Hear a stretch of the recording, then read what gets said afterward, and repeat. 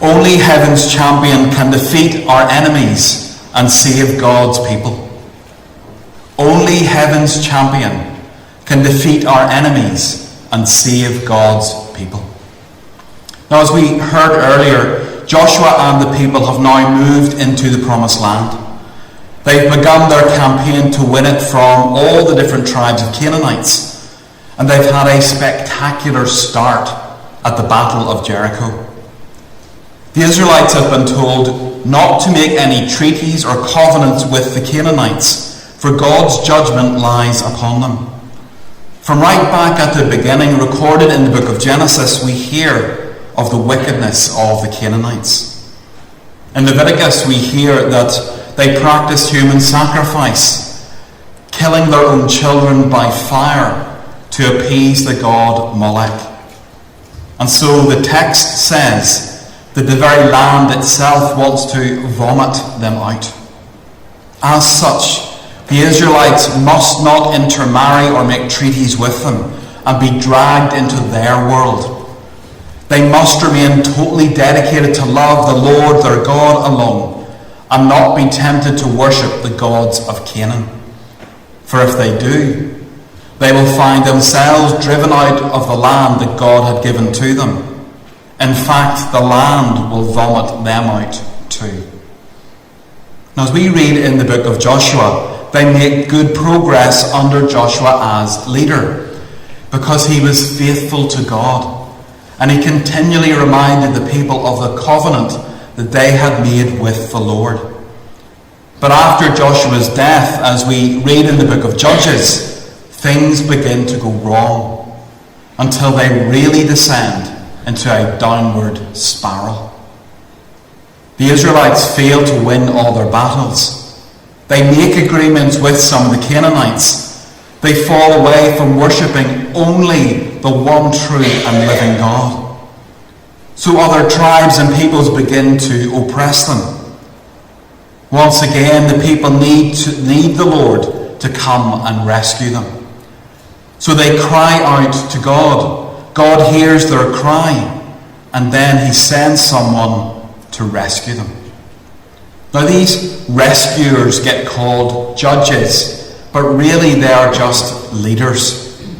Now, some of their names are familiar to us: Deborah, Samson, Gideon. But these moments of rescue are short-lived. In the book of Judges, there is a line which is repeated over and over again. The people did what was right in their own eyes. The people did what was right in their own eyes. Rather than listen to the Lord, rather than keep his commandments, rather than be faithful to him, the people did what was right in their own eyes. Now, does that remind you of our story from Genesis 3? Of how human beings ate from the tree in Eden, and then they chose to determine for themselves what was good and evil? Does it sound familiar to our ears about our own times, our own culture, our own society? The people did what was right in their own eyes. Instead of bringing down blessing, we seem to be determined to seek out curse. What they needed was someone who would call them back to who they were meant to be. Someone who could defeat their enemies. Someone who could save themselves from their sin. Save them from themselves. What the people needed then and what we need now is heaven's champion. Now, today with our story of David and Goliath, it's a very familiar one to us, isn't it? The story of the shepherd boy David going out to fight the giant Goliath. Now, did any of you learn that old song in Sunday school? Only a boy named David. No. Only a boy named David. Only a little sling. Only a boy named David. But he could pray and sing. Does nobody know that? Oh, we'll have to do that some Sunday morning, folks. Right, okay. Well, you know it. Yes, I know you do. I think it was probably you taught it to me, yeah. Well, it's a familiar story, as I said. The young shepherd boy goes out and defeats the mighty giant, not with sword and spear, but a humble sling and stone. Now, the story itself is told with verve and pace and colour, and that's a good reason for why it's become a well-known favourite. The problem is that we've reduced it to a children's story, rather than a crucial moment in God's plan to bless the world. Now, as we can see on the map, thank you, Breach, the Philistines had now come to control a very large part of the Promised Land. So far from taking the Promised Land at this point in history, the Israelites weren't even holding their own. Even though they had a new king, Saul, God's people were afraid. They faced enemies that were too strong for them. They didn't know what to do, how to carry on, and the giant facing them struck terror into their hearts. Afraid, they listened day after day as Goliath spoke blasphemies against the Lord. I mean, how were God's promises going to work themselves out? They didn't possess the Promised Land. They were oppressed by mighty enemies. Rather than rest and blessing, they had conflict and fear. What they needed was for God to act again, to hear their cries and deliver them. What they needed was heaven's champion. And their champion came from an unlikely source. A shepherd boy from the fields, visiting his brothers who were in the army. He was the smallest of his brothers. He was young. He had no military experience. He was too small to wield a sword and spear, or even to wear Saul's armour. There was nothing mighty, impressive, or remarkable about David, the shepherd boy. Yet, he struck down the giant, and 3,000 years later, we are still talking about him. As I've been thinking about this story, 3 things have stood out for me. The first, David remembered that the battle belonged to the Lord.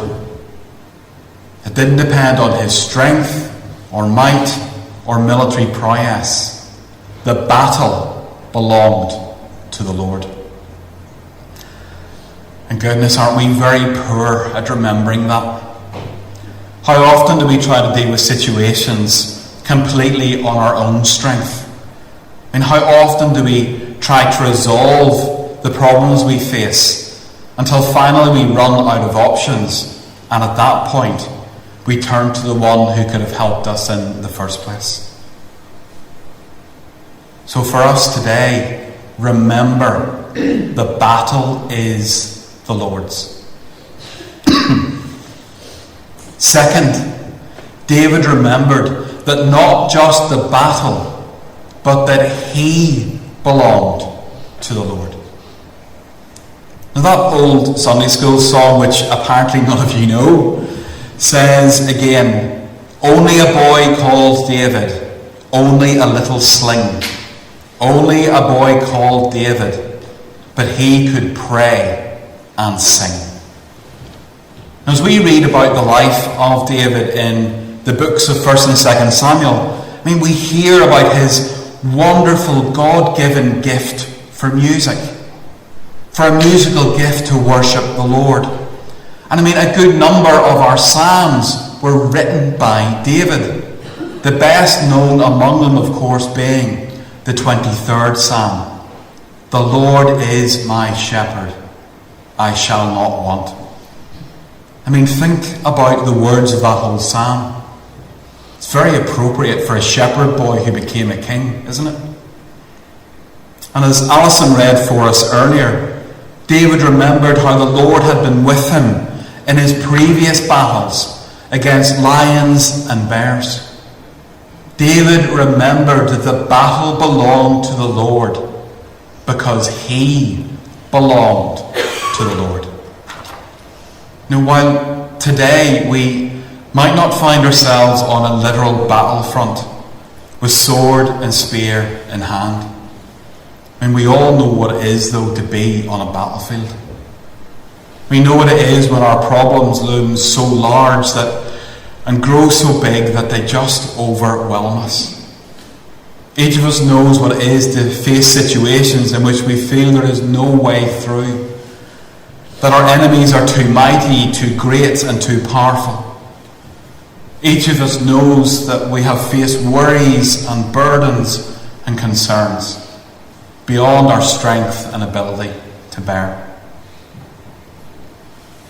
Today, as we gather in God's presence, what is the giant in your life?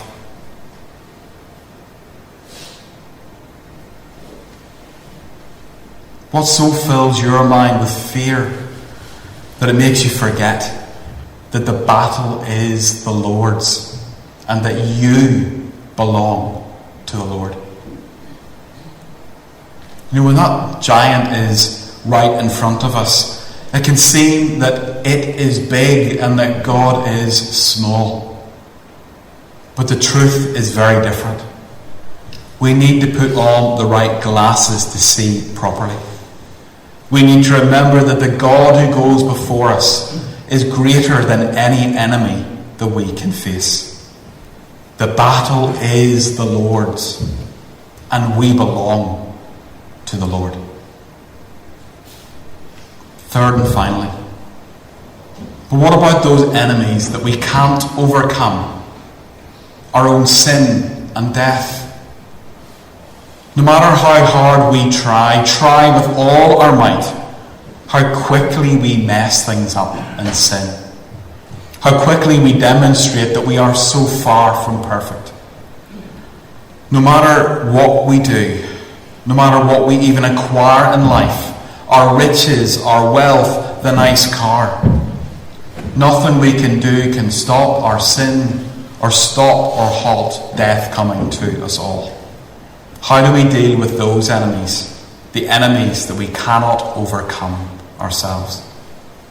We cry out to heaven's champion. We cry out to the one who can defeat those enemies and save God's people. We cry out to the one who has already won the victory, who has already defeated sin and death on Calvary's hill.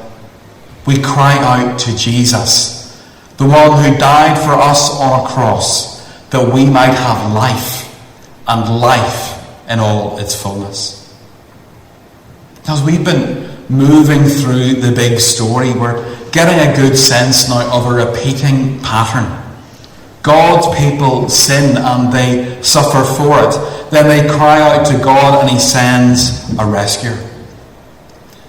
But that pattern repeats itself again and again and again. But the whole story is moving forward. It's coming to the pivot on which the whole course of human history turns. Because as the first verse of Matthew's Gospel tells us, here is the book of the good news of Jesus Christ, the son of David, the son of Abraham. Now, I don't know what you're facing today. I don't know whether you feel overwhelmed by fear or maybe even your own sin and guilt and shame. But wherever or however you find yourself, cry out to heaven's champion, because Jesus can defeat your enemies and save you. For the battle is his when you are his. The battle is his when you are his. Amen.